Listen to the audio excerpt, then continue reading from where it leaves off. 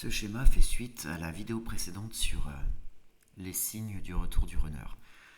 Tout d'abord, pour vous aider à comprendre, ces signes sont visibles dans la matière lorsque le travail que vous avez fait sur vous est arrivé à son apogée. Je vais vous expliquer dans cette vidéo et par ce schéma quel travail il faut effectuer pour que ces signes soient apparents. Bien entendu, déjà pour comprendre comment le runner peut revenir, il est bon de se poser la bonne question. Déjà, pourquoi le runner ou la runneuse est-elle partie? Lors de la reconnexion, votre runner ou votre runneuse va voir à travers vos yeux, vos peurs, vos conditionnements qui vous empêchent d'être vous-même. En mécanisme de protection pour vous et pour lui ou pour elle, le runner va fuir pour vous permettre de grandir et de vous développer et de faire évaporer tous ces mécanismes de peur que vous avez en vous. Du coup, si on suit cette logique, pour réussir à obtenir le retour de votre runner ou de votre runneuse, il faut que vous arriviez à vous épurer de toutes les peurs que vous avez conditionnées en vous.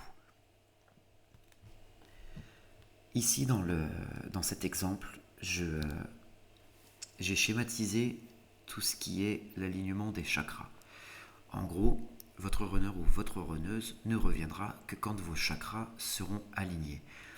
Lorsque vous êtes en nuit-nard de l'âme, certains de vos chakras sont totalement fermés, d'autres sont trop ouverts. Le constat, c'est donc que vous avez soit un chakra ouvert, soit un chakra fermé. La cause, c'est soit une peur, un conditionnement, un mécanisme de défense ou d'épuration. Et la conséquence, pour des chakras trop fermés, c'est que vous avez des blocages. Et pour les chakras trop ouverts, c'est que vous avez totalement une perte d'énergie. Si on doit s'intéresser un peu plus aux chakras, au début de votre parcours, la première peur que va travailler le chaser, c'est la peur de l'abandon. Et il se trouve que cette peur de l'abandon est fixée sur le chakra racine. En étant fixée sur le chakra racine, elle le bloque totalement.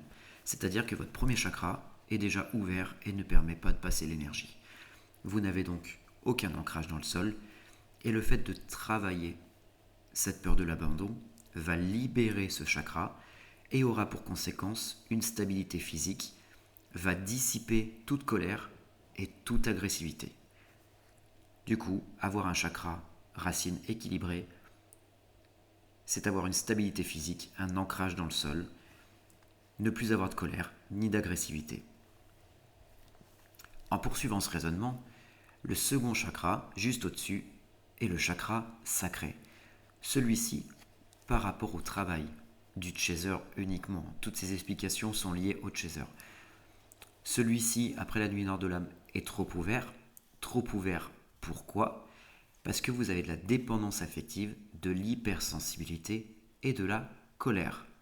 La colère que vous travaillez donc sur le chakra racine va permettre au chakra sacré de se refermer, ce qui vous permettra en conséquence d'adopter du lâcher-prise et de l'acceptation. Pour être un peu plus clair, je ferai sûrement une prochaine vidéo avec le travail à faire du chaser sur ces chakras. Mais en cause, vous avez toujours une peur, ce qui va provoquer une fermeture en conséquence, en gros. Et cette conséquence va être une cause d'un blocage d'un autre chakra. Et en travaillant peur par peur, mécanisme par mécanisme, vous allez réussir naturellement à débloquer tous vos chakras. Pour continuer mon exemple, le chakra du plexus solaire, le troisième, souvent pour le chaser, est fermé. Il est fermé à cause de la répression des émotions. Lorsque vous travaillez sur le fait d'exprimer vos émotions de la bonne des manières, vous aurez en conséquence du charisme, de la perte de poids, de l'affirmation, de la confiance en vous, le fait d'agir. Vous n'aurez plus de manque de combativité et vous allez apprendre à dire non. Le chakra du cœur, lui, est souvent trop fermé, ce qui va vous provoquer un sentiment de solitude, l'impression d'être isolé, de la jalousie, du doute de soi. Et le fait de travailler sur toutes ces causes-là va libérer l'amour, la compassion et le pardon. Et naturellement, ce chakra du cœur est lié à la beauté. Donc pour reprendre ma vidéo précédente, quand je vous disais qu'on va vous trouver plus beau, plus belle, c'est simplement un rayonnement. Quand votre chakra du cœur va s'ouvrir, naturellement, vous allez paraître plus beau, mais c'est parce que votre rayonnement sera plus beau. Et c'est cette conséquence-là qui vous est donnée dans la matière par des personnes qui sont autour de vous, parce que finalement, vous avez réussi à travailler sur le pardon, la compassion, la jalousie, etc.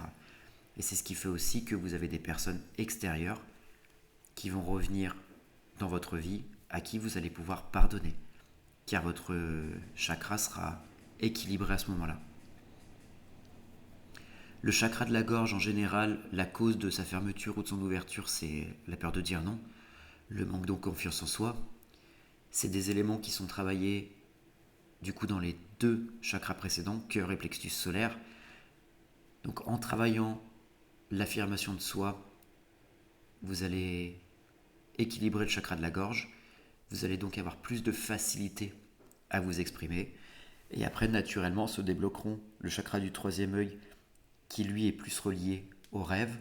En conséquence, ce chakra-là vous permet d'avoir des rêves prémonitoires, etc. Et le chakra couronne, lui, c'est la paix, la sagesse, la connaissance de votre âme. Vous n'avez plus aucune rigidité mentale. Donc quand je donne en exemple dans la vidéo précédente que vous allez accéder à plus de sagesse, c'est tout simplement votre chakra couronne qui s'ouvre, qui s'équilibre. J'espère que cette vidéo sera un peu plus claire pour vous aider à comprendre quel travail à faire et comment s'expriment ces signes. Naturellement, ces signes ne sont là que quand vous avez fait du travail sur vous. Il faut les prendre un peu comme des synchronicités. Les signes apparaissent, ça veut dire que le travail sur tel ou tel chakra a bien été effectué. Donc continuez à travailler sur vous, continuez à penser à vous, car l'objectif de ce parcours, c'est de penser à vous et de vous développer. Et finalement, le retour du runner ou de la runneuse n'est qu'accessoire. Parce que quand vous arrivez à votre complétude, finalement, vous n'avez plus besoin de ce retour-là. Vous n'avez plus aucun manque. Comme à chaque fois, si vous avez des questions, faites-vous plaisir dans les commentaires. J'essaierai d'y répondre au maximum. Et en attendant, je vous souhaite à tous et à toutes une très belle journée.